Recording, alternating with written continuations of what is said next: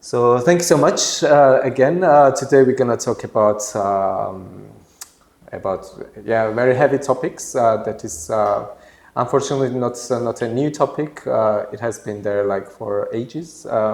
In some cases, really ages, like a few centuries and longer. But we see that in recent years, after the Russian invasion in Ukraine, it became closer to us, and it became more, let's say, more visible in a larger scale. And we're going to talk about how art and artistic practices are changing, or what kind of power we can have through arts to go against all the troubling times that we are facing now in Europe, or with the example of Europe. And we're going to talk a lot about Georgian recent developments with new laws and the challenging times in the region of South Caucasus in general. So that's why we have Chinara as well here, who is originally coming from Baku, but now lives in Vienna. This is very briefly, and just to introduce ourselves, maybe first I will give the word to Sasha Alexandra. If you can introduce yourself, what you do, and where you live, what's up? Yeah, good evening. Thank you so much for joining the event. I live in Berlin. As Rufin already mentioned, I'm a curator and a cultural practitioner, let's say, like it's a wide definition of what I'm doing. I'm a co-founder of an organization, Kulturschafft e.V., which exists since 2019.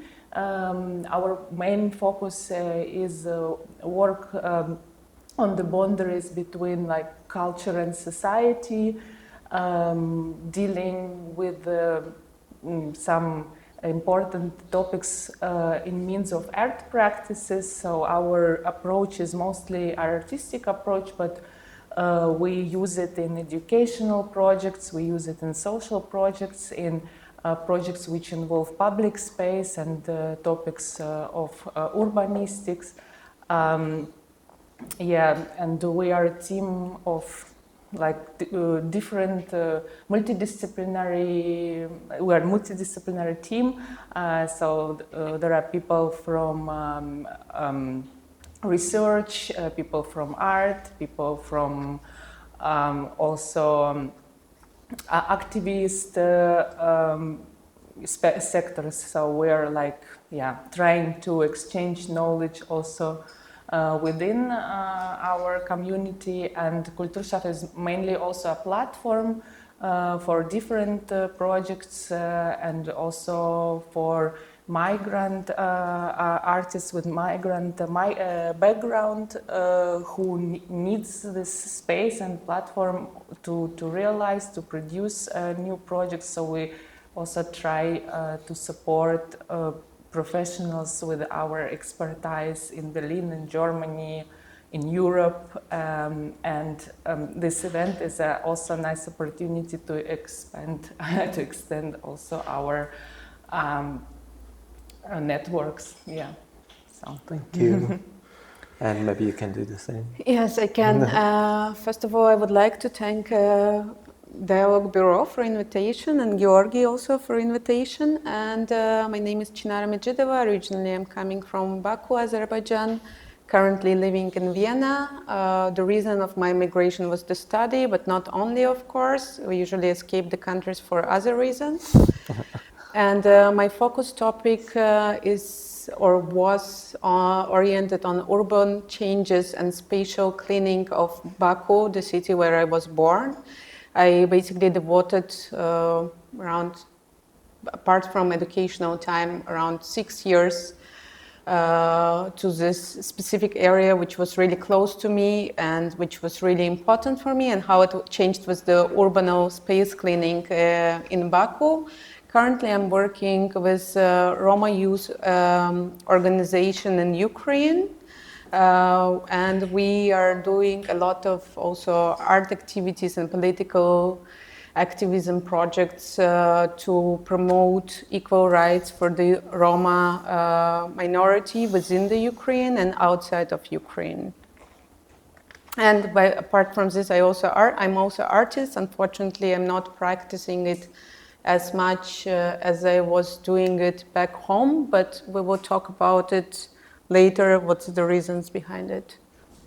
Yeah, for me, like it's always like the times that we live now, there's almost like for me personally, there is almost no border what's art, what's not, because like, what you do is also like, you can see it as like art project, basically. Yes. It doesn't include like one specific medium, but it researches, it talks, it shows and everything. So maybe I'll say a few words about myself. My name is Georgi. I come from Tbilisi, Georgia. I'm not going to talk much about my past life, but I started the art space called Untitled in 2019, and beginning of 2019. So it's been more than 5 years already. We are working in Georgia, and not only Georgia actually, but having a lot of partners from the region of South Caucasus, such as Azerbaijan, Armenia, but also the conflicting areas in the region.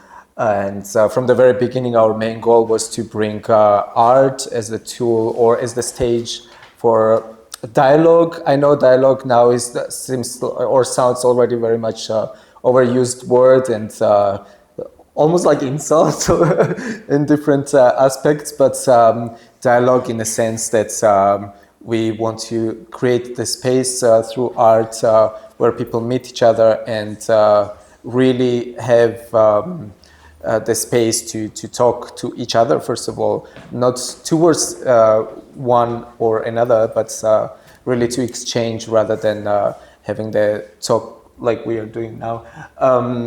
And from the beginning, also like we are working on queer and feminist issues in the region, created a lot of festivals, art weeks, exhibitions, screenings, basically anything that art in practice can do to talk about human rights in general, because we believe that right now art is not in the most privileged stage where we can just like allow ourselves not to talk about politics. We have to talk about politics because in my opinion, art really has one of the strongest powers to change things in the society. Depends how we use it. So we really try to promote art education in the society as well, but in a proper way, not only in the decorative aspect, but in more like let's talk, let's discuss, and let's bring this together. And through Untitled, we hosted more than 15 artists past 3 years in Tbilisi, where Tbilisi was still the safe haven for art activists. So we hosted a lot of artists from Ukraine, Russia, Belarus, Azerbaijan, who were dealing with very strong political backlash, but not only political. We had cases with queer issues, let's say, from Azerbaijan, where artists, because of their work, could not really have chance to stay in their own communities or countries anymore. So we created this program for them. And now things turned back to us. So now we are looking for the opportunities for Georgian artists to have some peace, at least before the election in Europe mainly, or anywhere else, but Europe is the closest location, geographic way and political way as well. Of course, we cannot send them to Russia or Belarus for the safe haven, but this is like the life switch, basically, how we helped artists from the neighbors, but now we need help. So I will talk more about these issues later, but I wanted to ask, can I call you Sasha or Alexandra? Which one do you prefer? Both. Yeah. If you feel comfortable. Okay.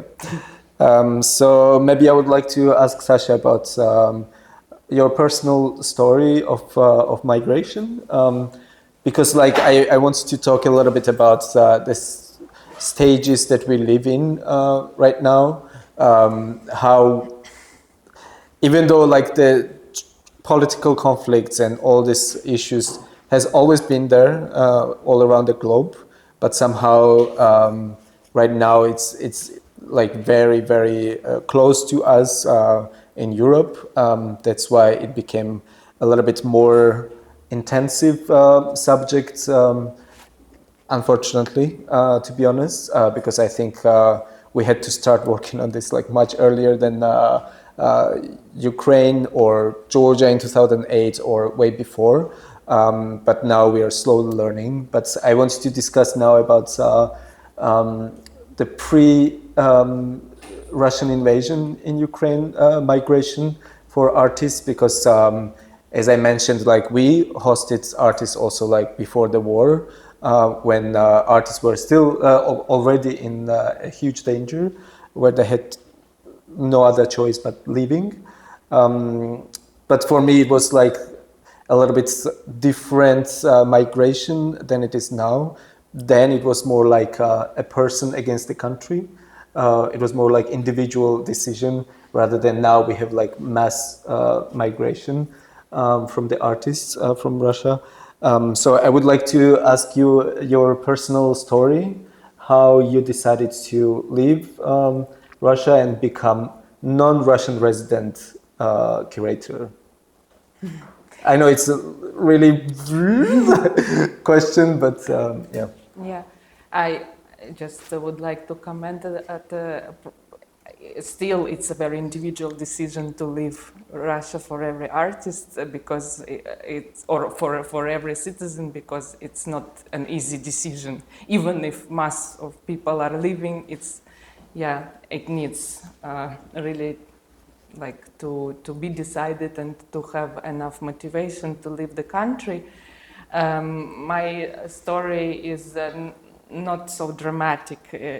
My story is more like I moved out of curiosity because my family moved already to that moment. It was 2009. It was like a time of economical crisis, of collapse in the bank system. So the dynamics in all the countries, were not all the countries, but many countries were similar in that moment, that economics went down and also activities were reduced, and I worked to that moment as a graphic designer, and so many campaigns were also eliminated, and I felt like there is not so much future now, like in professional way. Also, it feels a bit a stagnation, and then I felt, okay, it's a good moment to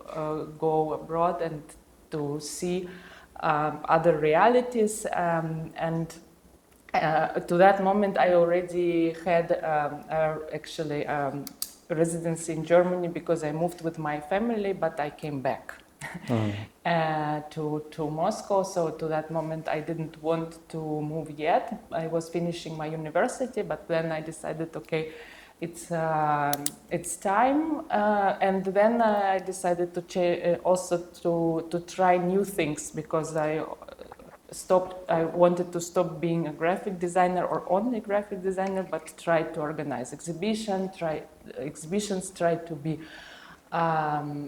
more than that, trying to be an artist, trying to go to other practices which are maybe also close to that creative practice of graphic designs, but are less based on commercial or advertising, or working very close with that areas. So in 2009 I moved, and then I tried to build something. So it was all a pretty experiment. I even didn't know how it will work, but I found myself then organizing cultural projects. We learned how to do funding. We learned, how to manage projects, how to also navigate it within German structures. It took time. It took like 2-3 years, but then I felt, okay, this is something where we can already build on and create networks, etc. And we didn't have an organization. We were like a few people, a curatorial duo with my colleague Alexandra. We were, we just made several projects, and then after some time, me and also other colleagues, we funded the organization, because without an institution it's difficult, as many people know, also to get funding, to be active, to be an actor of civil society, or also active cultural sector without having an official representative.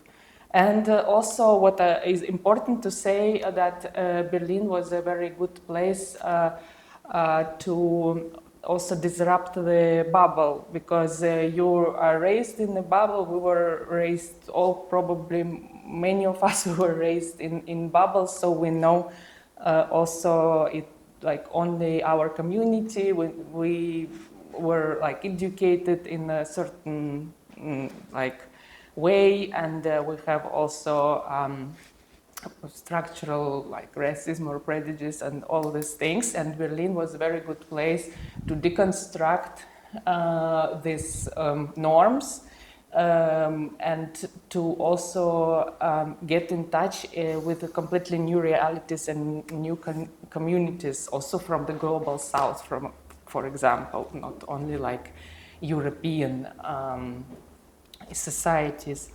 So this is working beyond the bubble is also an important thing for me, because art is also a bubble, or art institution is a bubble. So we try to also work with public spaces, or to work with non-artistic spaces, or people who usually don't use art as a main practice, or is not having access all the time for some artistic workshops or something. So we open this access, or we try open this access in order to give people this space for creativity, or for also trying out their skills, because I also believe that actually every person is creative. Sometimes people say, no, I haven't, I'm not a creative person, but it's not true. I believe that every person is creative, it just needs to open up. So this was a short story of my immigration. I was just wondering also how your practice, because as far as I understand, you were not that much involved in the organization back in your homeland. I was just wondering how your practice personally changed through the migration, and what did you have to learn? Did you have to learn, or it was your more curiosity, or was it a necessity? How migration structured your working manner basically around the art. So as I mentioned, I changed the profession actually, because I was a graphic designer, so I changed to being a curator, cultural practitioner, or manager also of cultural projects. So I trusted also myself, not only because I was so brave, but also because out of necessity I felt this is the way how I can deal in Germany, because I saw there is an interest for social projects, there is an interest for integration, so I can be useful as a creative in this area, and I can go away from commercial area which I didn't like so much. So that was a chance for me too. So this migration changed to this practice,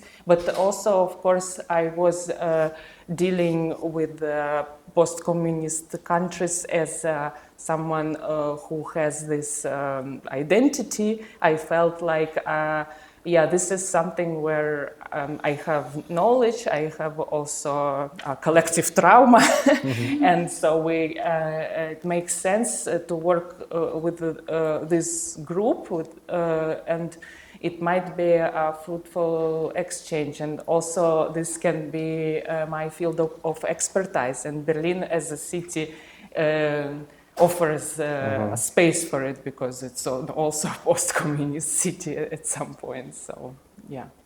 Yeah, thank you. Maybe I'll have a question about like similar topic about migration. I know that you also didn't necessarily leave because of political pressure or social pressure, but if we can talk generally about the situation in South Caucasus, because from my personal experience as well, like with my own country, or not only country but the whole region, is like when things go really bad, there are moments when they're almost like you don't see the future for you as a personal artist or individual artist or activist even, and you have no other choice but leaving. I was just like trying to understand where does the belonging, or what kind of belonging is there basically in the national wise, because I felt very much guilty when I left Georgia like many years ago. Then I went back because things changed. But when I left, I also felt like a little bit guilty also, just leaving the space to the things that I totally disagree, to the almost like dystopian setting. And what do we do with this guilt? To whom do we leave our homeland, basically? And is it also relevant still, this aspect of relevance? Or do we imagine this to be more like a global fight for equality and for human rights? I'm just like really like curious about this like guilt, but also not guilt, and how do we deal with this, especially when we are coming from a small region, small country that doesn't really play like huge role maybe in global politics, which I disagree, but some people might think.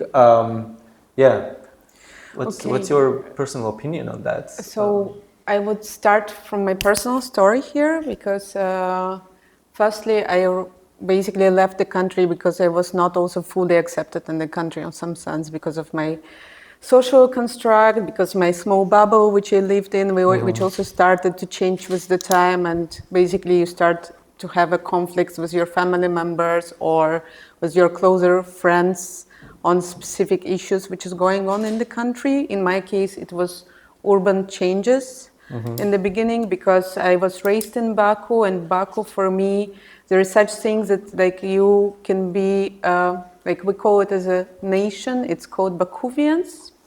And it's specific nation which belongs, like people only who coming or raised in Baku would understand. And it's super discriminative to people coming from other regions of Azerbaijan. It's super protective of its own surrounding or like, I don't know, traditions.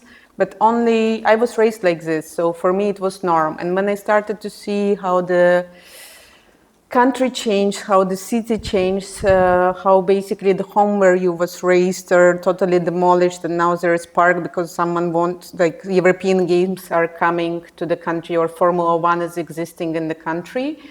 You're kind of like, and other people call it development, and you see that your town is going to nothing, basically. So it was my first idea of like, okay, it's time to leave, because I cannot change anything. My surroundings cannot, even don't wish to change anything. And migration started from there. And I was lucky enough to get also education on this topic, what I was interested in. And it was kind of my contribution to my pain or to my guilt that I couldn't do anything. If we talk about other guilts that like I left my country and I don't participate in the daily activities, I never had strong nationalistic values in myself, and it started to develop when I migrated actually. Because nowadays I was not back home for 5 years, so I never had chance to go back for different reasons. Like now I'm becoming nationalist, but in which sense? Like with food, I see that my mentality is still like I'm not child anymore, so my mentality cannot be changed. I have specific values. I choose the friends with specific values. But it's also strange because these values was not appreciated back home.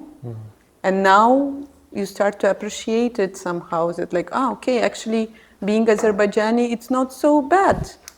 Maybe like, and maybe you also have, both of you, this idea or the way how we was growing up, that like everything what's happening in Europe is better than everything what's happening in our home countries, that we are always worse than Europeans, that we are always worse than Western society. And I think the experience of migration shows you that it's not true.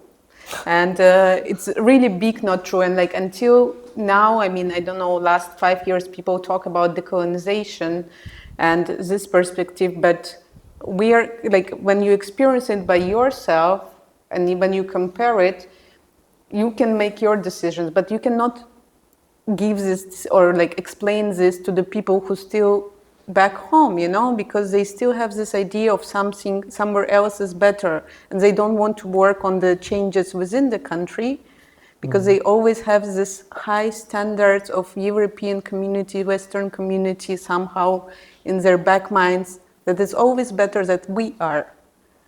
So it's one of my closest friends told me one thing. He's also Azerbaijani human rights activist. He told like, we are so loving, underestimate our skills, knowledge, and everything what we belong to, that like we would never get to the point that we are worth something, especially when we migrate. And I think a lot of people who are migrating, and I don't know why we are not expats, we are migrants. It's always also bugging me somehow. Like we are always have this like under layer of this migration staying with us for a really long time until you are really on your feet. And this experience, it's painful experience of migration, you know, it's kind of, I don't know, I talking personally, but it like I was worth something back home because also in art field, if you would ask, people knew me, and here it's like 5 years I got one exhibition. Of course I didn't do much for it as well, but still one exhibition in 5 years. I would do 5 exhibitions in Baku in 1 year. Yeah. So it's like migration is also painful. Yeah, I can imagine it is very much painful, especially like when you don't feel comfortable going back, Yes. even for the vacation. But I was very much interested in like how cities change and what kind of mentality it provides, and how it's projected to the daily life, and maybe also like few words about Untitled and where it was located. We changed the location after that actually. And I used to live in the area. It's called Isani, which is a little bit outside of the city center. It's just 2 metro stops from the Liberty Square, which is the main square of the city. But for Tbilisi people, it's like the far land of, I don't know, that they will never ever go, because before the independent times, it was the area where mostly there were like non-Georgian, non-ethnic Georgian people used to live, all different nationalities basically, like Armenians, Azeris, Russians, Ukrainians, Jewish, etc., etc.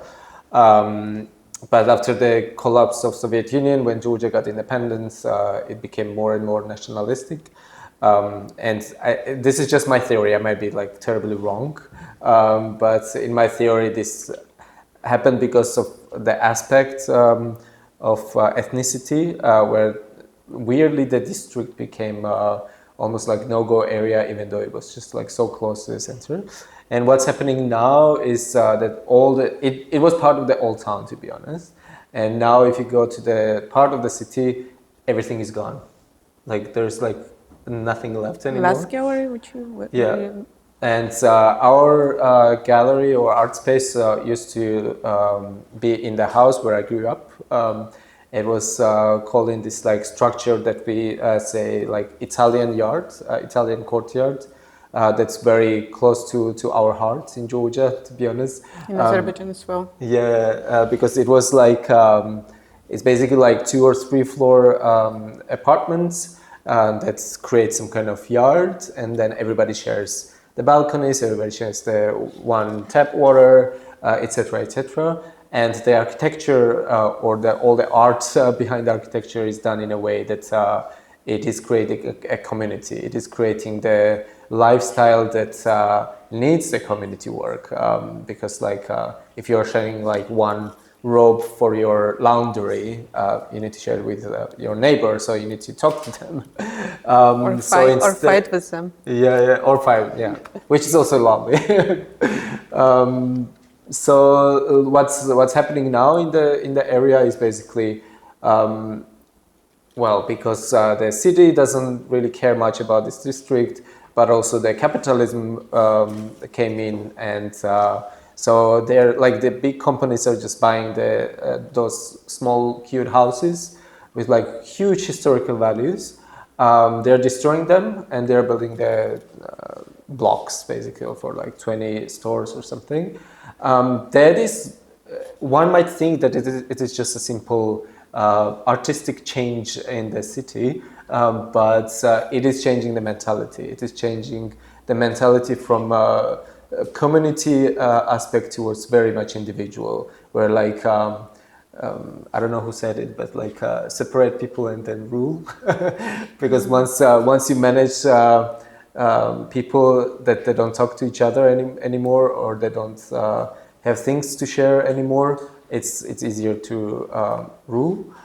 So this is the development, and I think we have a very similar story with Azerbaijan. Yeah, in my hometown it's just happening massively. So now there is different area which is basically totally demolished, and it's not Italian yards, or it's like 1 floor, 2 floors housing. Some of them vernacular architecture, or as the governments would say that it's basically slums, but it's not.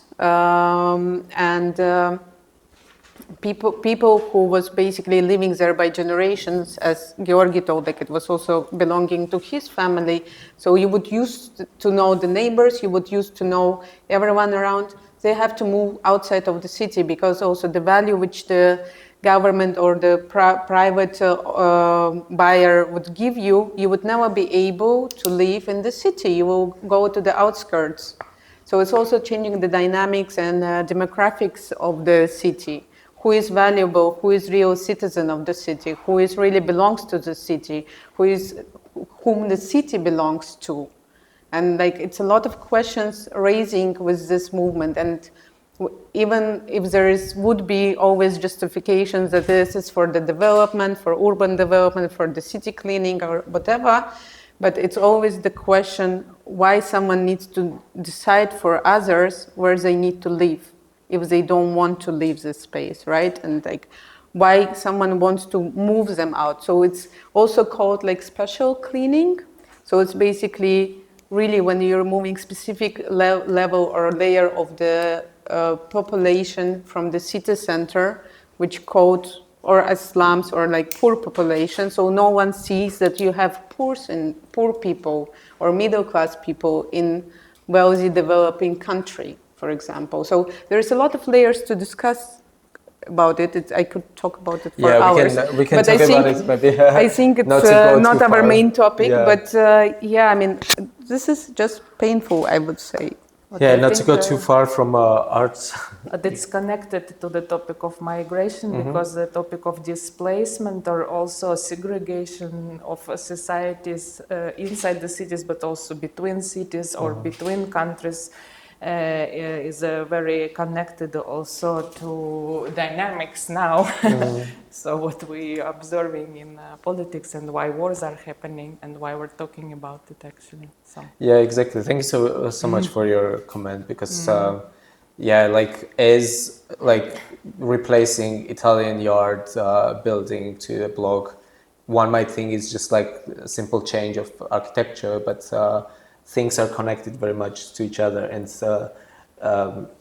art, architecture, everything around us are changed for a reason. And some people might think about it before doing it and jumping in it purposely. Some might not, but in any case, it is part of the change. And yeah, I just wanted to go back to unfortunately to the conflict and all the wars in our area, especially the recent one with the Russian invasion in Ukraine, and your work in it, because I know that you're not working to or like for ethnic Ukrainian migrants, but you're working with the Roma people who live or used to live in Ukraine. My question here might be a little bit tricky or anything, but yeah, we saw really huge support to Ukraine, which is amazing. And I adored the solidarity from European Union and all the countries around. But we also see other countries or other nationalities that are not getting the same treatment. My question here is like, did we manage to learn at least something with this like generous support to Ukraine? Which again, like don't get me wrong, I totally adore, and I think it should be even more. But did we learn something from it? Like talking about, like for example, Roma community that you're working with. Like I don't know, maybe you can tell a little bit about your experience with that. Okay, so I would start maybe with experience of Roma artists. Let's start with this, and then I would move to experience of Roma, like who was internally displaced or refugees. With Roma artists, so basically, as in any community, Roma community gathered together to support Ukrainian Roma artists. I would call maybe the biggest institution which helped us with the donations and also to open the fundraising for us. It's ERIAC, it's European Roma Institution of Arts in Berlin.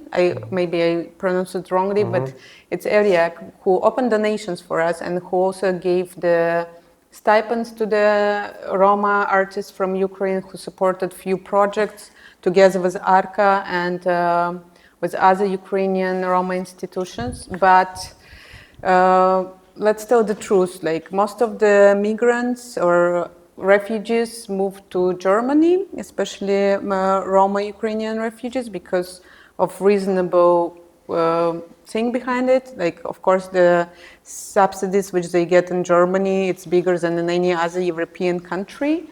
But there is always the question of the discrimination is going on, and there is always the question of even social workers, how they treat these people, the placing to the household, not understanding of the community. So people who don't, I think it's the problem in a lot of NGO sectors, not only in Germany, but in general in all countries I'm facing with, that people who work with specific group, they are not representatives of this group, or they don't understand the mentality of the group. So of course there would be already misunderstanding from the beginning, because there would be prejudice.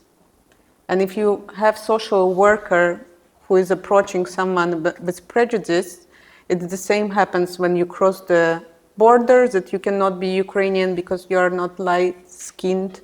You cannot be Ukrainian because you don't have a passport, which a lot of Ukrainian Roma facing. A lot of people don't have documents. So, and you need to cross the border, and you're coming from the territory which is occupied by Russia. What you do? Or you stay in the country, but still you have a problem which when you're facing basically renting the household, who would rent it for you? And if there is no NGO sector, people are really suffering. So there is a lot of layers, and I think in the last, it's 2 years, right? I mean, it's not 3, maybe already 3, starting 2022.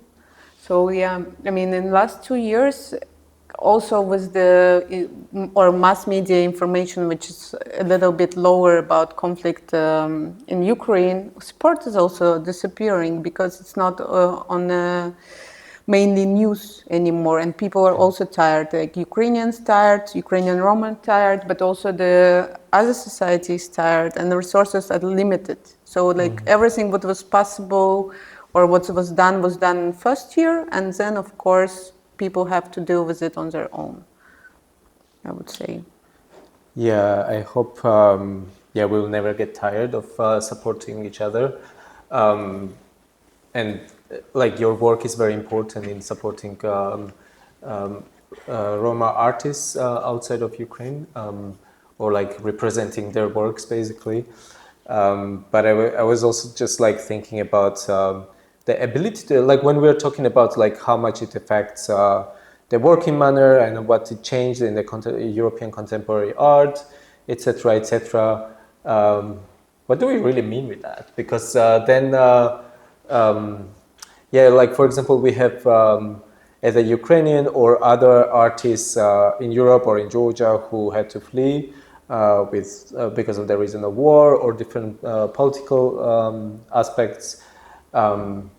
Like for example, in my personal experience, when we hosted artists in Georgia, for most of them it was crucial just to like get out and survive first of all, and then it's really really hard to work even, or like to even imagine to like gather your thoughts together, because like now like me as well, like I'm just like sitting here and like thinking like how the manner of working changed, but like in most of the cases it's just like gone. It's just like you just need to sit in a dark room and then like nothing happens, or like way opposite. But I don't know, it was just my opinion, if you want to comment on that. No, I think it's really super individual, because some people can really work in this situation and produce more, and some people just getting paralyzed in mental activity or physical activity. They just occupied with other things. I really think it's super individual thing. Like it's basically coping mechanism under stress situation. You cannot predict how would you cope, right?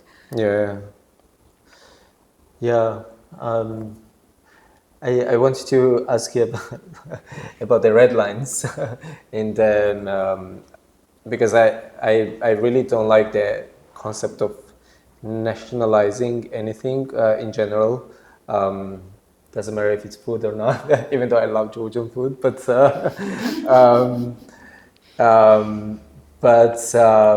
I was just thinking about solidarity in general, and like the danger of like putting that nationality on the solidarity movements. Like where are we right now in in Germany, in Europe? Like where are we? Like what we have learned throughout all these years about solidarity and about the aspects of you get this solidarity, you get that solidarity. Is it equal in your artistic or curatorial experience? No, it's not. It's also not equal on a political level, because there is also a grade of censorship on solidarity, as we're facing now with Palestine. I have to mention it because we exchanged on this topic before the discussion. we have to accept someone's trauma and anyone's trauma, and even if we don't have enough knowledge on a certain situation, we have to listen first of all and respect and recognize also group of people or big group of people which is under oppression.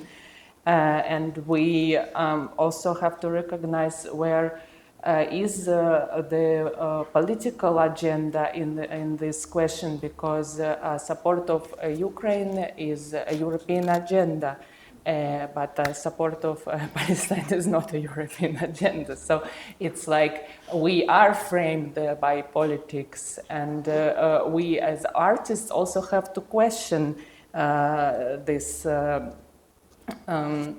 These narratives, these frames, and also to disrupt these narratives, because with bringing also people's stories, and this is like also the work with refugees, with migrants, which allows us to listen to that stories and also provide the space for that stories. So. And also safe space where we can really exchange without judging, and exchange on an equal level of just humanity. And this is difficult now. So because you can talk about one trauma, but you are not allowed to talk about other trauma. Maybe you also need to choose your audience, or you have to choose the space where are you talking, or you have to choose situation where it's possible to mention. I think it's a very tricky one, and this term of decolonization, it became also kind of selective and also empty in a way, because if we talk about it but we don't practice it, then it's nothing.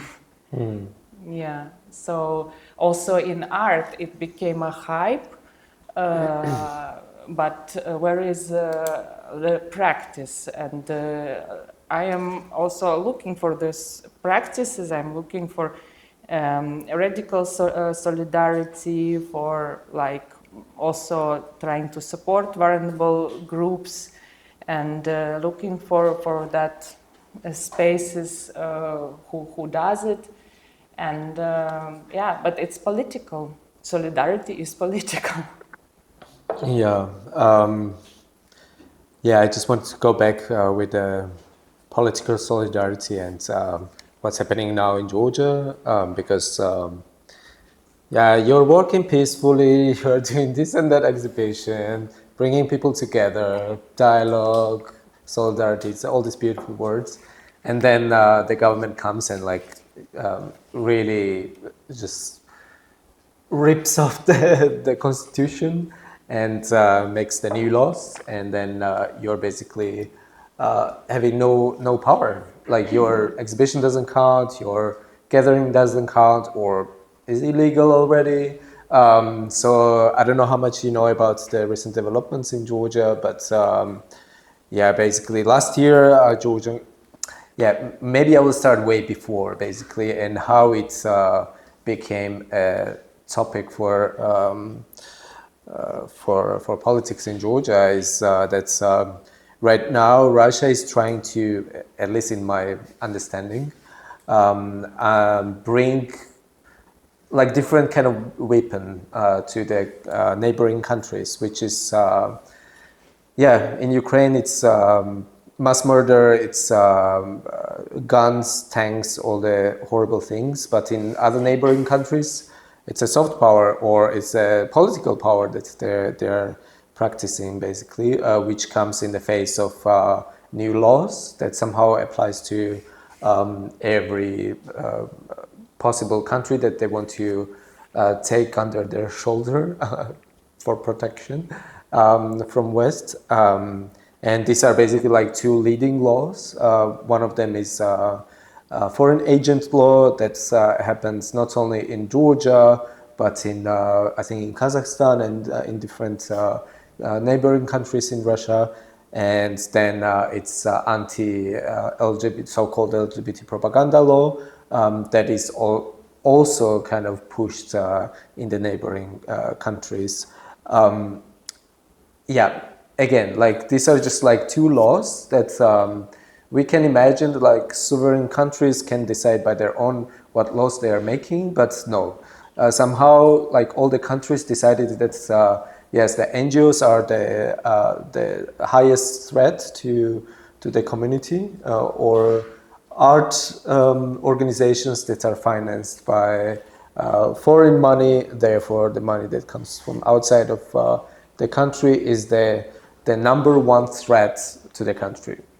Not to take things into considerations such as poverty, such as all discriminations, such as almost no healthcare, such as no rights for workers, etc., etc. The list is quite large, to be honest. But somehow, like there are like two main issues. All of a sudden, this is the NGOs who are like randomly really like doing their small things, like, and also like the funding is not that much to the NGOs from Europe or from US or West in general. And this like tiny little money, like I don't know, 100 euro that you get like to build exhibition with like 8 artists, and then like you're basically like doing everything to make it happen, and then on top of it you're called a foreign agent, therefore the enemy of the country. When at the same time the same government is getting like so many times more funding from the same organization of European Union or the US.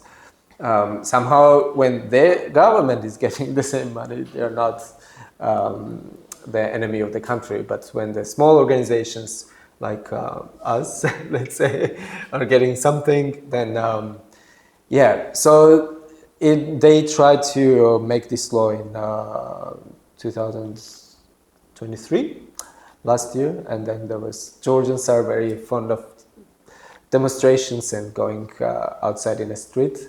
So last year somehow we managed to make the leading party revoke the law that they already made, and they promised that they will never ever come back to the same topic. Here comes again, March or April this year, when they brought back the same, exactly the same law with just like slight change of the name only. The input was exactly the same. And even though, again, there was huge demonstrations, again, nothing changed. And on top of it, now we are facing the new law that is so-called anti-LGBT propaganda law, which means that artists cannot produce anything that is queer-related. There cannot be any movies screened in the cinema or in television. There cannot be any books printed in any kind of printing magazines or books or anything, etc. The list is again like very long. It's mostly like about artistic expression that they are trying to suppress. And on top of it, if you're a trans person, you cannot even get the medical care or the hormonal care, basically to change your gender. So yeah, that's where we are right now. And together with Sasha, we are starting this new initiative to support the queer artists to live and have a little bit of fresh air before the election, because the election is coming in 3 months, in October this year. And things will get really, really hard for Georgia from September, because now everybody's like on a vacation and enjoying their wine and stuff. But September is coming, as it's almost like winter is coming. And we will need... It's sad. It's very sad, because I was very proud of Georgia not as the ethnic group, but as the unity of different people in the region where Georgia Caucasus was proud of Georgia for everything. Like you was example for us, like because you could stand on the streets, you could do something, and then like Azerbaijan would never be able to do it, and then like we would say "Göz değdi," we had bad eye on you, so it's like we were just so much jealous that you can protect for your eyes that at the end we just had bad we eye. still have hope. Don't don't throw it in the trash yet. But we still hope that like things will change during the election. But right now we are initiating this new residency program for the Georgian queer artists, as they will be like the most vulnerable, because when law changes, even though like this Georgian society is not as homophobic as it seems on the level of news, or because on the news it's a very long topic, but believe me, they're not as homophobic as it seems in the news.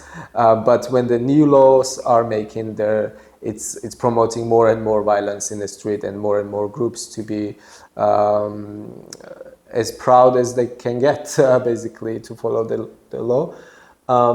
So yeah, if anyone in this room is sitting and willing to support the initiative, I would really love to talk to you later after the conversation. And we really need basically any kind of support. It can be like the hosting, it can be finding the money for tickets, or money to just like live here for a month or two, basically anything, or just like hanging out in a coffee shop or whatever, basically. But for now, because the time is very urgent, and as we know, European institutions are working in a very long time frame, and if we apply for big fundings, it's impossible basically to get approved by September. So that's why for us it's very urgent and crucial to get anything that we can to support the safe haven again for Georgian queer art activists.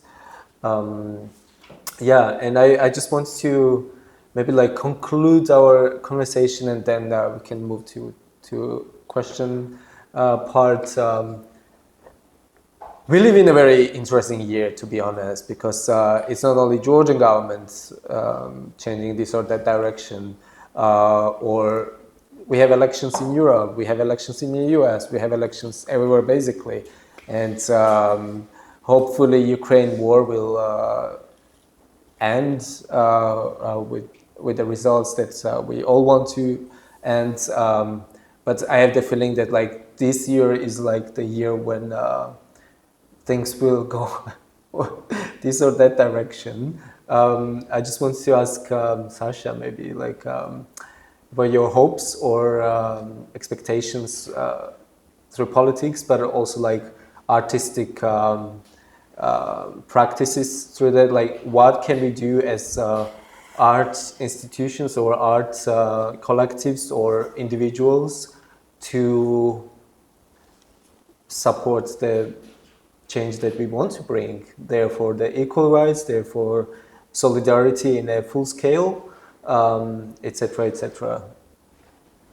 Yeah, when the war in Ukraine started, it was the first question what we can do also as artists, or also as curators with Russian background for refugees. And first of all, we just helped with hands, without like doing anything else, accommodating people, like managing, helping, etc., with like basic things. And it wasn't related to an art practice, but to that moment it felt very right. And then it felt also very pleasant that people really found time to support, and because they felt responsible for these people in this moment. Yeah, I think it's a matter of motivation, of course. Yeah, you dedicate your time to a problem which touches you emotionally, of course. Like, you cannot just unrelated to help someone. You can, but it will be not the same help and the same motivation. I mean, we, help, of course, have to inform ourselves in order also to get somehow attachment in a way, like, or sentiment to certain groups of people which we maybe don't feel related to.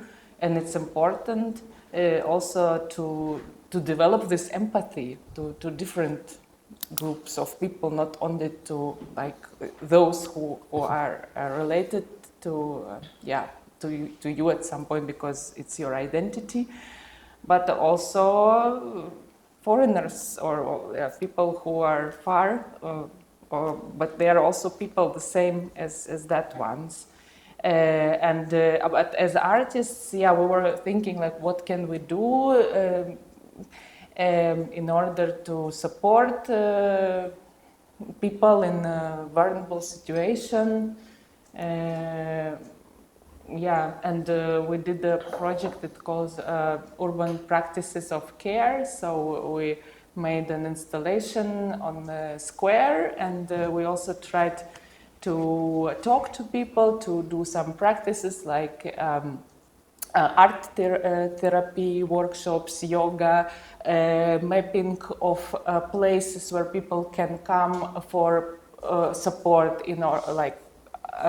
whenever it's psychological support or it's support in finding accommodation, for example. So to map these places in the city, or to map cafes, or just places where you can socialize with your people, with your community, or you can meet people who are in the same situation.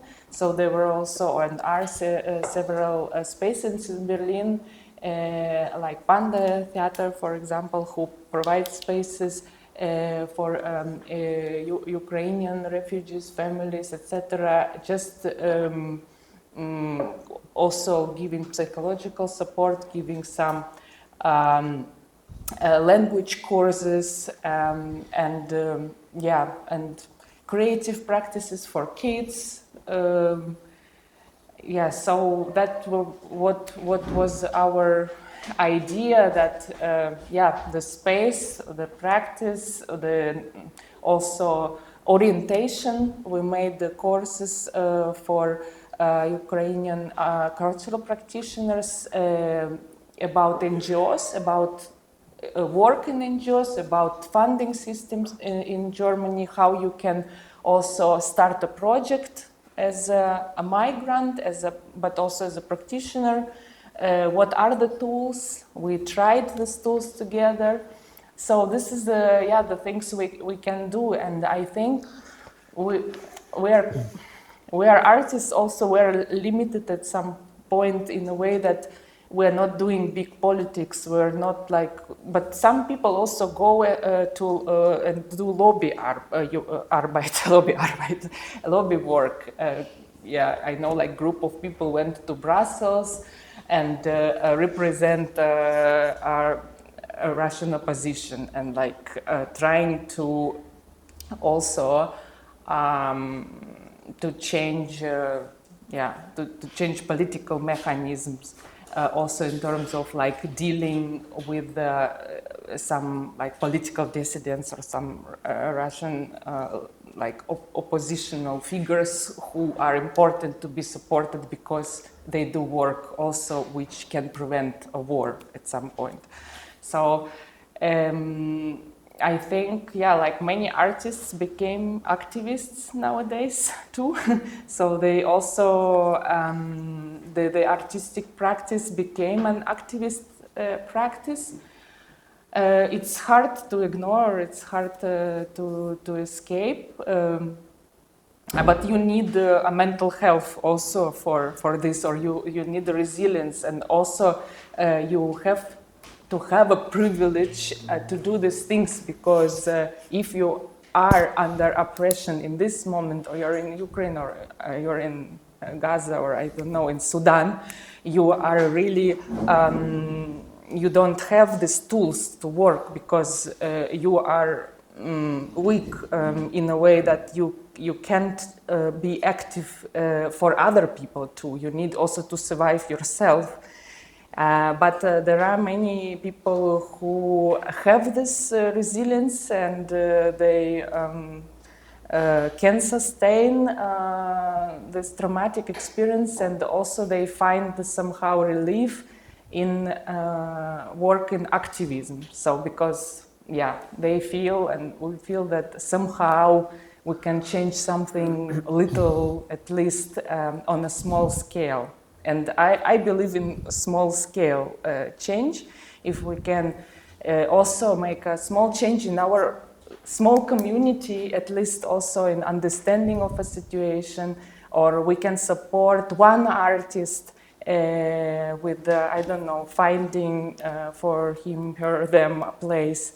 It's already a big help. So yeah, I think that's something what we can do. Thank you. Do you want to elaborate if you're gonna be saved into 2024? I don't know. I think the really important thing which was mentioned is the mental support somehow, because wherever we talk about support, especially with art or with refugees, there's always the first thing is the shelter, is the food, it's the providing of the working space, but no one thinks about dealing with anything mentally. And nowadays, I think our generation, at least, we are openly able to talk, no matter gender, no matter of nationality. Most of the time, I even talk about this with my brother now, about mental health. And it's really popping up because people, as you told, like some people finding the way in the activism, or they're resistant to the stress, but we never know the long-term outcome for any of them.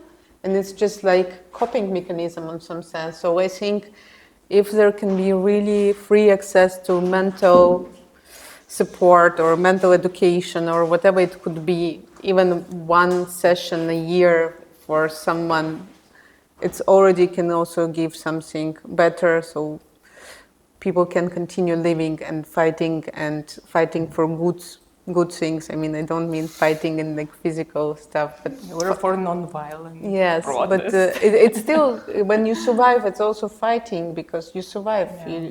You need this internal strength for it. So I would finish with it. I would be short. Yeah.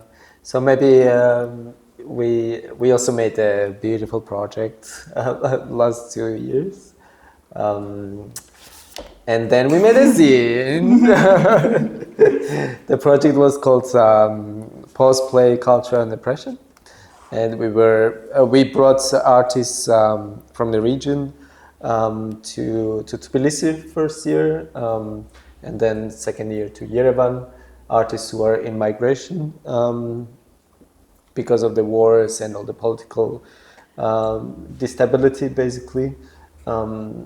Yeah, if you want to say a few words about it, would be lovely, and then we can conclude Yeah, afterwards. then we can also have some exchange and some comments. And actually, we started collaborating in 2021. We had a project that was an exchange between Ukraine, Georgia, and Germany, and it was also dedicated to artistic protest. And then we got to know each other, and we felt like comfortable to work with each other, I hope. And then and then this project emerged. And with in 2000, in that actually, in that moment when in Belarus protest wave started and the repressions, like heavy repressions, started, I also met other colleague of ours, Maria Tanina, who lives now in Warsaw, and we met in Tbilisi while I was visiting it for job Jobs. shadowing, so-called. It worked. And it worked, yeah. And we exchanged on it, and then we felt like how we can support these people, because now they cannot talk in Belarus. They are under oppression. They need also to escape, or they need also space for expression. And then we thought digital space also is a good space for it, because we wrote this project when pandemic was still operating somehow, and then the idea was like, okay, we do it kind of hybrid, we do it partly online, we do an online educational program, and then we try to meet if we will be able to meet. And then we were able to meet in Tbilisi, and we invited the artists not only from Belarus. We wanted actually it to be inclusive, so we didn't restrict it to nationalities. We just wrote that it's for people who have reasons to participate based on their experience in their home countries, affected by war, affected by repressions inside the country. So we had people from Russia, we had people also from Ukraine, we had people from Belarus, but we also had people from Germany, Georgia, and not so many, but we had. And then the idea was also to network, to link people to that spaces where they moved to, and to establish new networks within that spaces. But at the same time, we wanted to strengthen their digital, professional practices, so that digital space would become a tool as well for the communication. And then we printed a zine. We printed, but we have online version too. So, and then we had 2 laboratories. So the second laboratory was in Yerevan. Under different circumstances, situation got a bit more intense, and also division of communities got more intense, and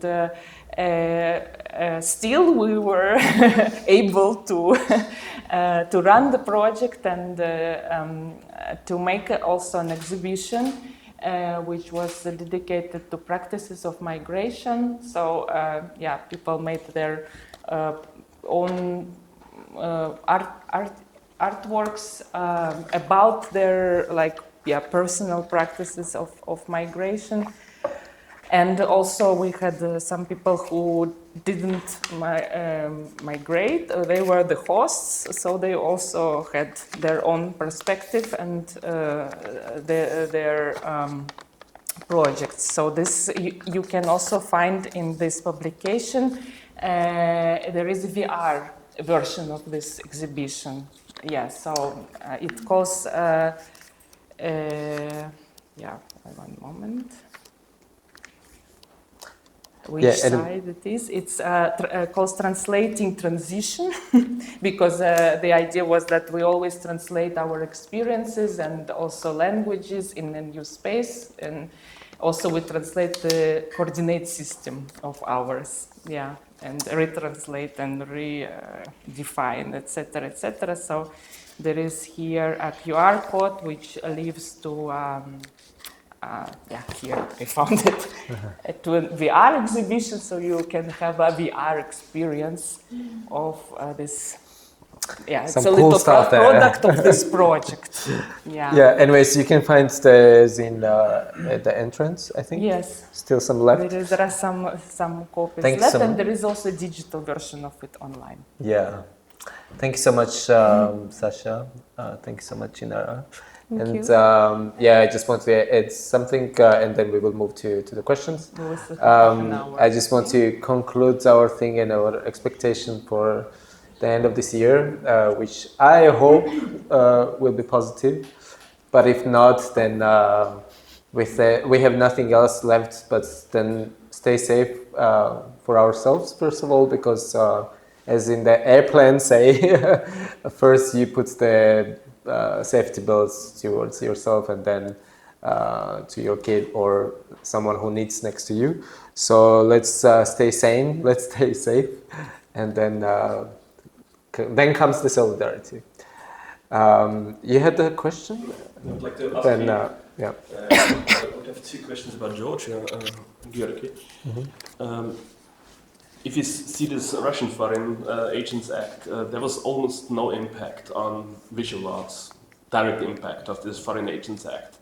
How is it going to be in Georgia, since, you know, for example, you have this museum by Zorab on the main street. You might have the literary museum, and Lasha got some German funding, I guess, in the past for obvious reasons. Of course.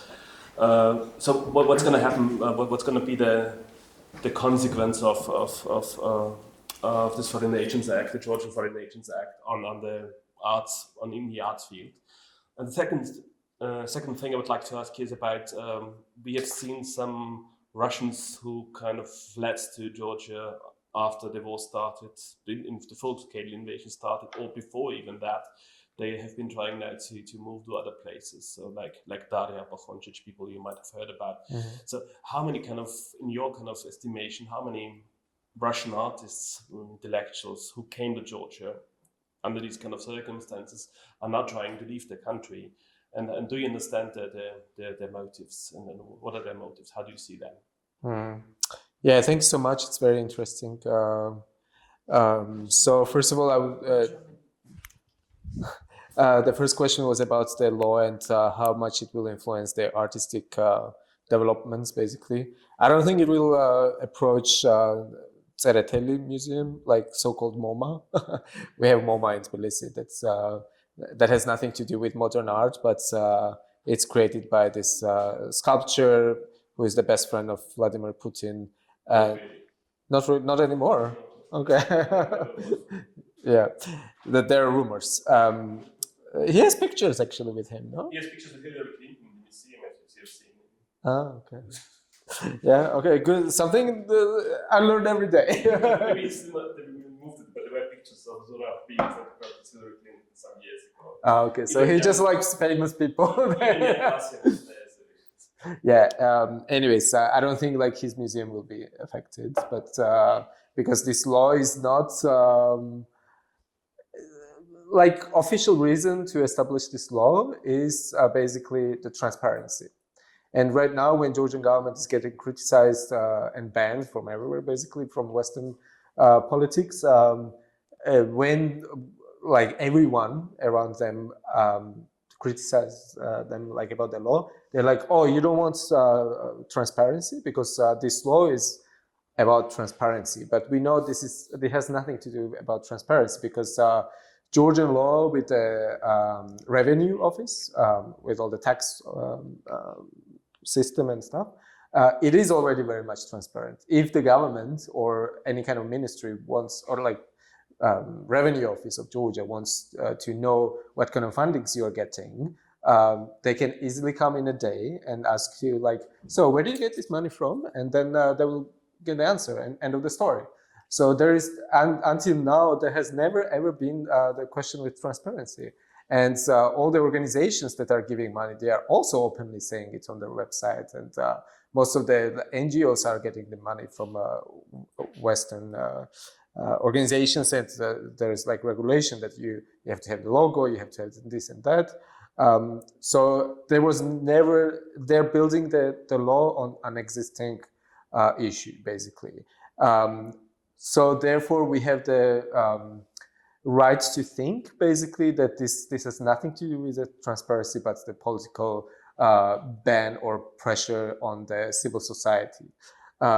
Which means that, again, as I said, Georgian government itself was getting a lot of money, a lot of funding from the same organizations that is financing NGOs. And talking about art, like most of the art that deals with social issues, I'm not talking about like commercial art galleries, which is a totally different story. But the art spaces or theaters or festivals, every possible thing that talks about social issues or social political whatever, like anything. There's not a single initiative that's financed by internal money flow, either country or banks or business or anything. Everything is very sadly, to be honest, like I would be more than glad to receive money from Georgia rather than from anywhere else. But very sadly, there's nothing. It's just like impossible. So therefore, it means this law means that first of all, it's extremely discriminatory towards the people who really work like every single day, like with really miserable salary, or not even a salary, but just like one-time honorarium, which really is miserable sometimes. And they work so hard to support the development of human rights in Georgia through art, without art, anything basically. So they're marginalized. They're called foreign agents, so the enemies of the country.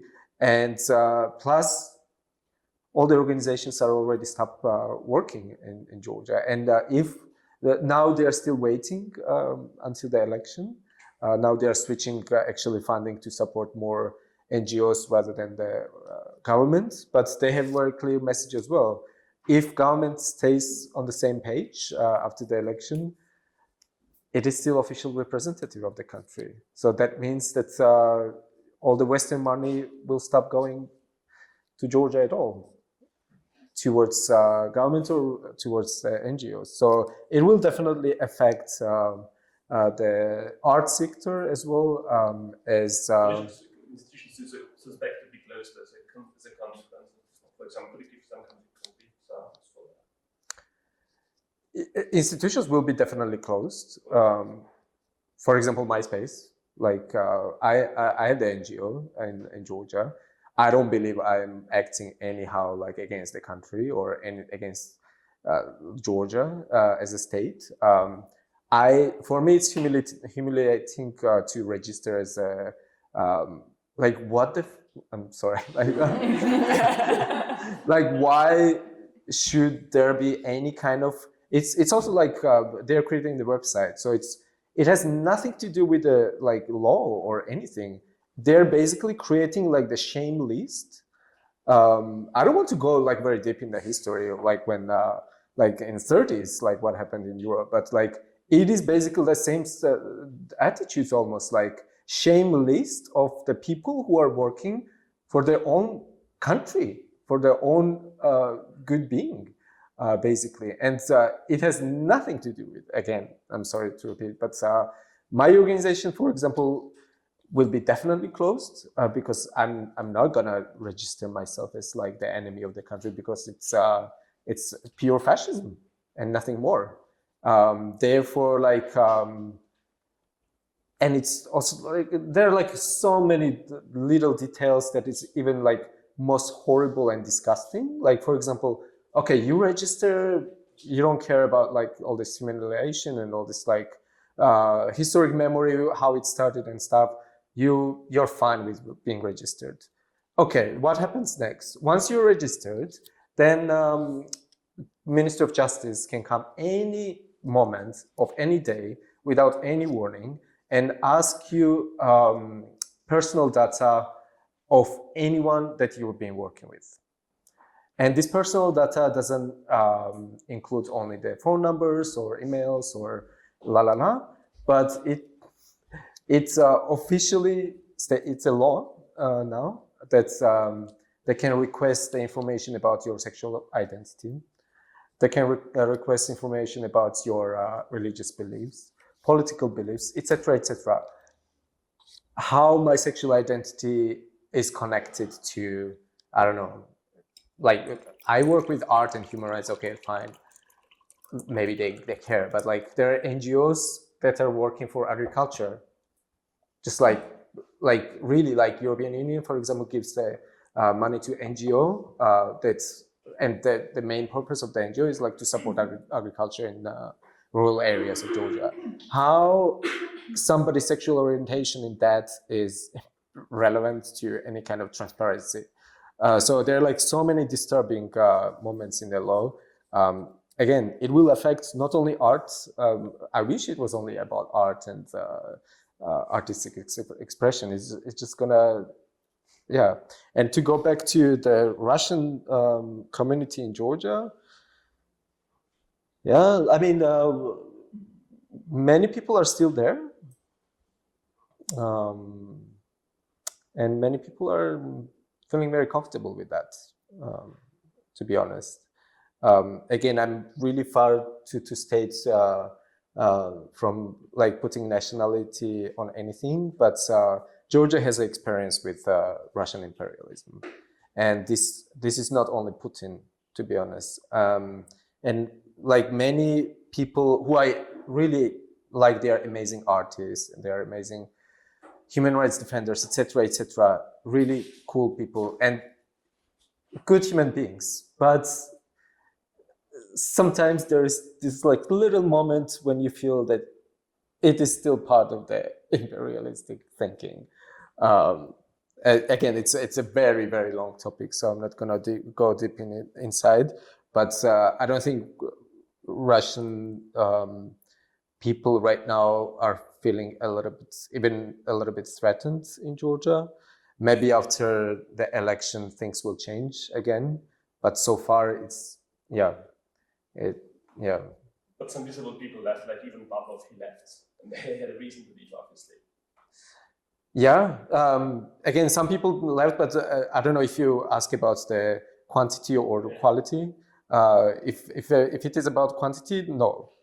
Not so many people left. If it is about like political figures and figures that really openly say something, then yes, they have problem. Like few artists were not allowed to enter back to Georgia, for example, after like the ones who are openly like activists against Russian regime. And those, yes, they were not allowed to come back. And these kind of things are happening, very sadly. But if we are talking about quantity, no. There is still like large Russian immigration. And not only immigration, but like happy Khinkali land, basically. I don't know if I answered your question. But I have some question. And I don't know, maybe I'm some late, sorry. And I'm from Ukraine. I'm artist. I'm here because war and I'm refugees. And I have one question about the art. What do you think about the theme of war for art?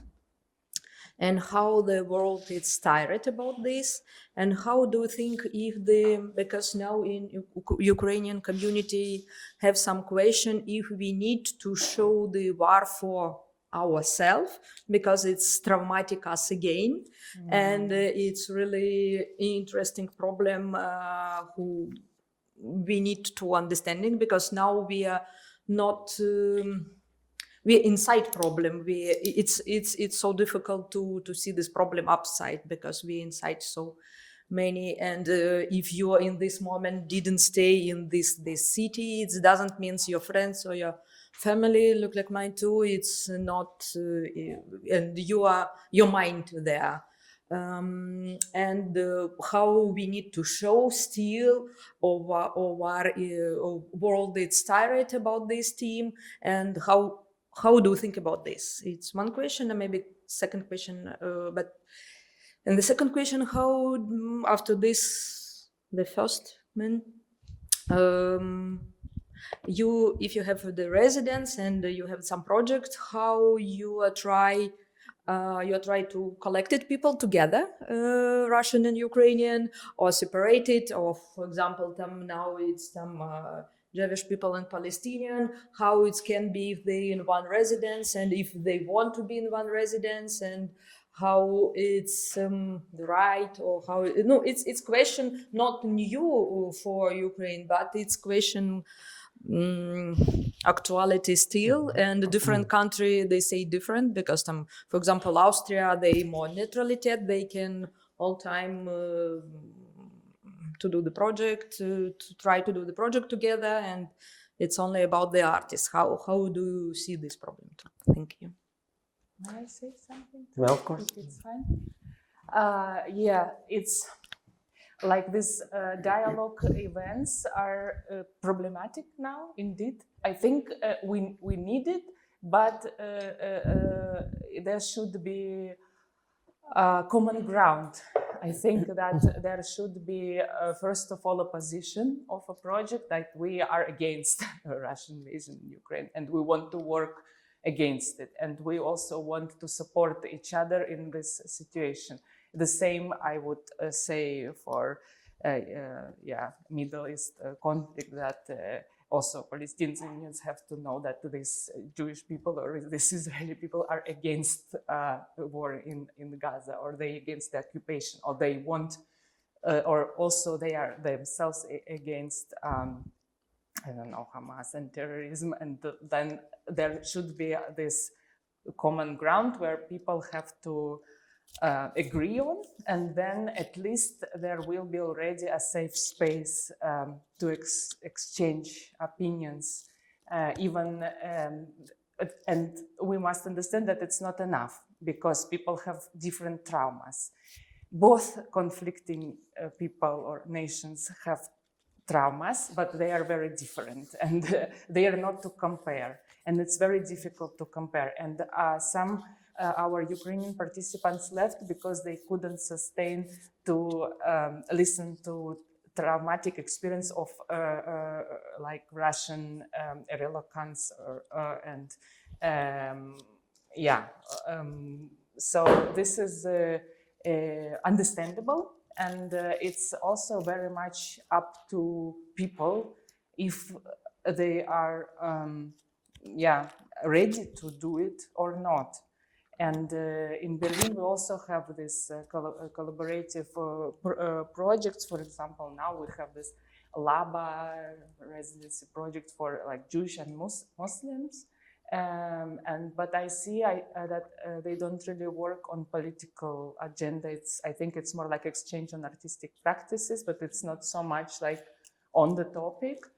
I don't know exactly, I wasn't there, but what I observe, there is also a bit of naivety also in Germany, for example, that to bring people together and peace and love, etc. But it doesn't work like this because as long as the war is not finished, it's very difficult, of course, to treat into a dialogue.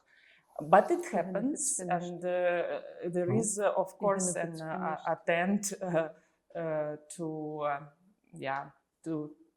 to try to understand also each other's traumatic experiences, or also at least like just work on something useful.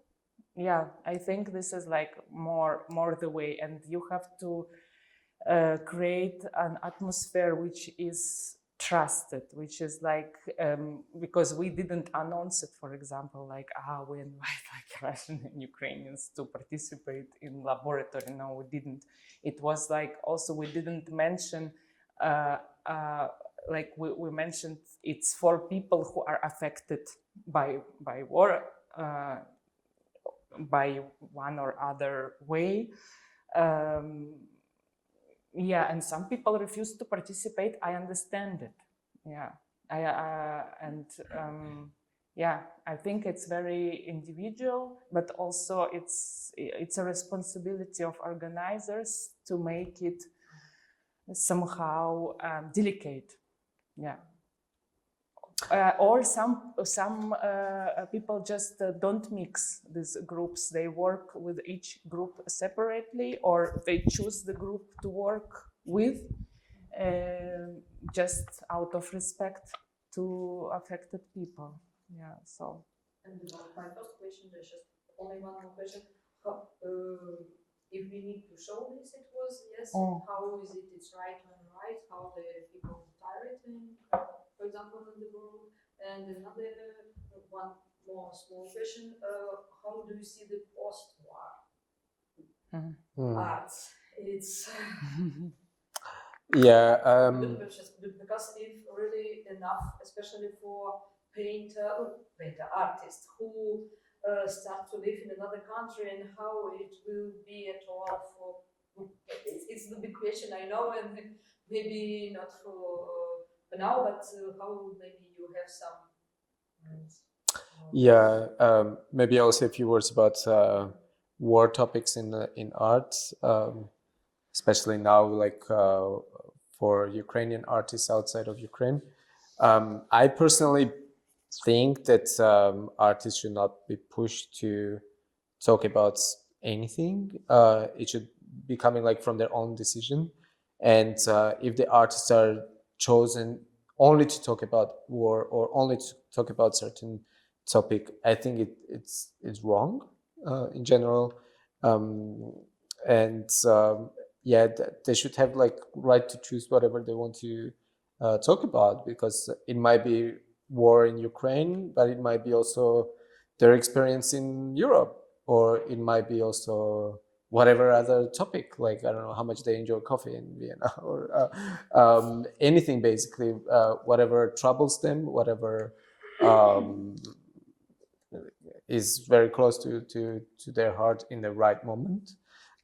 So yeah, I don't think they need to necessarily work on the topic of war because of their nationality or because of their background, where they come from.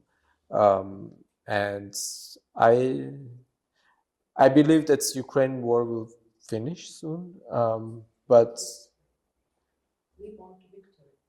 yeah, with I hope it will be, and I believe it will be like with a victory, but I don't think wars in general on Earth will finish anytime soon, unfortunately, really, really sadly. But I don't believe in the utopia of humanity without wars. So that's why I think it is very important to learn on our experiences as human beings, and then to adopt our practice towards other conflicts or other difficult times. Again, if it happens that there are no wars anywhere at all on Earth, I'll just go swim and I'll give up with art. How do you see the cost? If we are talking like, yeah. I can tell a bit of it. So I'm coming from Azerbaijan, working with Ukrainian Roma. First thing about, maybe I will add about your first question about should we show it and how people not get tired or people who experiencing the traumatic experience. Basically, in my lifetime, I faced the conflict in the country, which was always moved to the background because it was not my conflict. It was not in my town, right? And now when you are getting adult, or I getting adult, now I see, especially in comparison with Ukraine, what was happening back in my own country. But there is no enough documentation, there is no enough representation. Even if it's traumatic, it's always stuck in your memory forever. You cannot get off from it, but it's something which proves the crime. And in which form it's done, is it art, is it personal memory, is it film, is it photography? I think any war crime needs to be documented, first of all. And there is a really nice Roma artist. She lived in Austria, Stoika, Cvetka Stoika. So she was in a concentration camp, and she was still not so old. She was still, I think, girl. She started to paint after the war finished because everything came out basically post-traumatic. What she started to, she paints like a child. She really paints like a child, but she's an amazing artist who represents all her trauma on paper later. So we never know this moment. I don't think that any of us can answer you the right question about what and how to do it in any timeline, in any space, because we are feeling differently and we express our feelings differently. So as it's better for you, basically. Oh, I'm simply that because I say we have in Ukraine we have some dialogue, and now we don't need anymore because we see it's every day air attack, every day this. Why if we need to see this pain again or no? Yeah, but need it's look like can show or no? Do you want to? I would like to add, I think it very depends on who is your receiver of these images or whom you want to show these images, because maybe you don't need to show them again to Ukrainians because they saw them and they felt them and they lived them. But maybe you need to show them someone else who like doesn't feel it so deeply. So I think this is also something like who is your spectacular of your art in this situation. Thank you. But thank you for questions.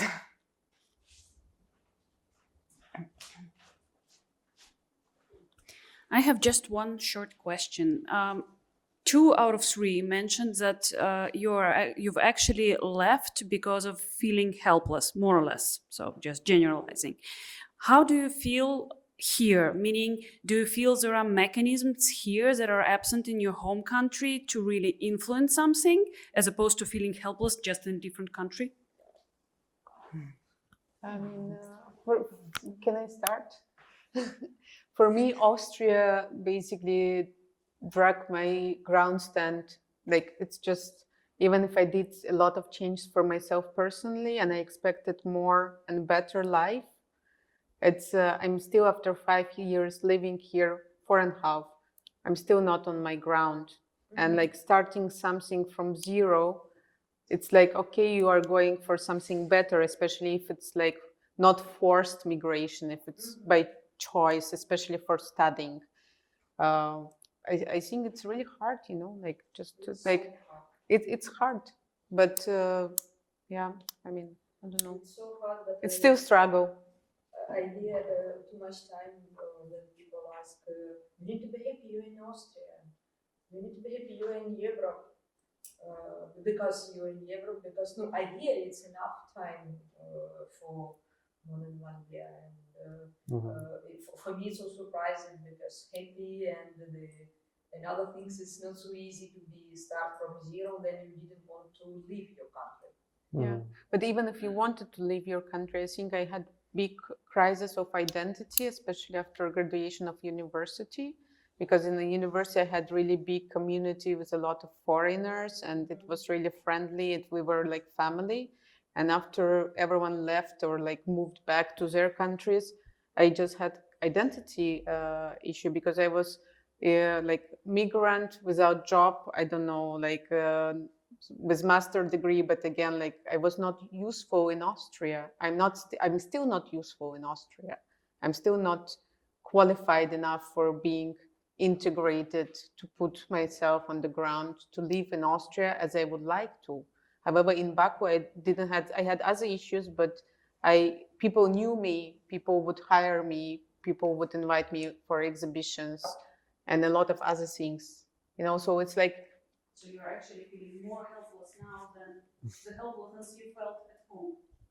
Yes and no. I just have good partner and good friends, but it's like lack of them. It's like every year there are less and less, because migration policy in Austria, unfortunately, is not the most pleasant one. So like, yes, maybe you're right, but I don't want to confess it. I don't want to confess it, or I didn't want to confess it, but maybe you're right. I'm just fighting way different way, you know. So like, it's different helplessness. Yeah, it's different helplessness, yes. But it's not this happiness or imaginary happiness which you have when you move to Europe. So it's like this illusion disappears after certain ways. That, like, as I talked in the beginning here, that like Europe is not as good as we imagine it sitting back home. Was it for you? I think it was. Yeah. I mean, I feel somehow useful in Germany. Yes, because I mean, now there are many fields of work where I can be useful also with the language. For example, working with Ukrainian refugees, I can help. At least we can talk in a language maybe not for everybody pleasant nowadays, but we can exchange and it's practical tool. So this is what also where like I feel kind of useful, but also for those like Russian refugees who needs support at some point. For other people too, so where we can also work with children and do some projects in urban space on ecology also. I mean, I like that in Germany there is interest for social issues. So there are tools for it, so you can have these tools to work for something good. It's also limited, it's also very politicized. You always have to have this political agenda. Without it is less possible. And sometimes we just also want to do something like experimental, artistic, not very much political, maybe just also for ourselves, for our mental health too, because we need also some creative moments of creation, not always like being creative in this like being in the framed in this political discourse. And sometimes this is just even not possible. Like you can do it, but for free. Like you can organize exhibition festivals, but also you will not find free spaces anymore in Berlin. You really like the space became really crucial. So I feel like more useful in that way. That I can do a kind of a social work or educational work, but with artistic tools and with the tools which the state provide.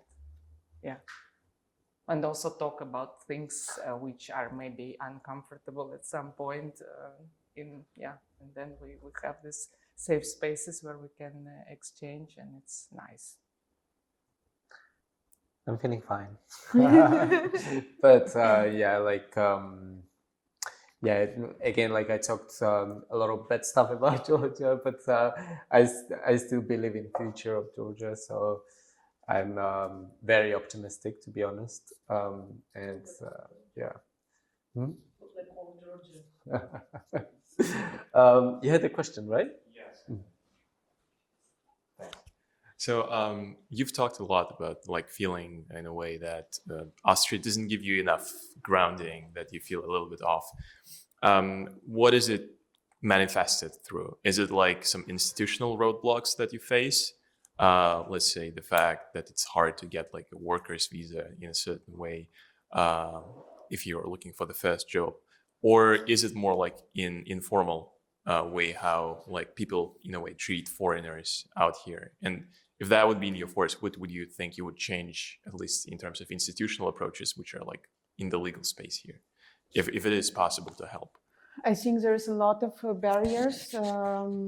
First, institutional. I still, of course, who is migrant here and like coming from Georgia, Azerbaijan, I don't know, Russia, like you always face the process of the applying to MA 35, which can last forever, and it's really problematic. I still facing it even if I'm married to Austrian, so that's why how I'm here, I would tell the truth, but I'm still gonna face it for my next 10 years. I don't know how much time, lifetime basically. Second difficult thing, I think, is the language barrier, in the sense that like even with the higher education from Austrian institution, like I still cannot get access to the job market. So I think the only problem, which could be considering my professionalism and skills, which I'm really trustful to, I mean, I can be confident about it. I think it's really language thing, or they don't see my name and they're like, oh, this is Chinara Majidova. Who is it? Where she's coming from? Not interesting. And social skills wise, I think it's also friendships. I think in 5 years, if you don't have any Austrian friend whom you can really call friend and pass by someone's house to call like, I'm under your house, let's come down for a cigarette, for a coffee, or you would invite me over, no matter which condition your house of, right? Because usually it's super normal for Georgia, for Azerbaijan, for Ukraine, for Russia. I think for everyone, it's like you have close friends like this, no matter the time of the day, which conditions they are, you would call like, I'm passing by, like, can I pop in? Not But I think it's existing. just different thing. Let's not criticize Austrians for that. I can. I'm Okay. sorry. So thanks so much for coming, and we can hang out, I think, around a little bit. And yeah, thank you. Thank you so much, Thank you. personally, to Rufina, for a very pleasant communication and organizing the event, and also hosting us here and make it possible. Yes. Thank you so much for Dialogue Bureau and for the speakers Yes. and for moderation. Yes. Thank you.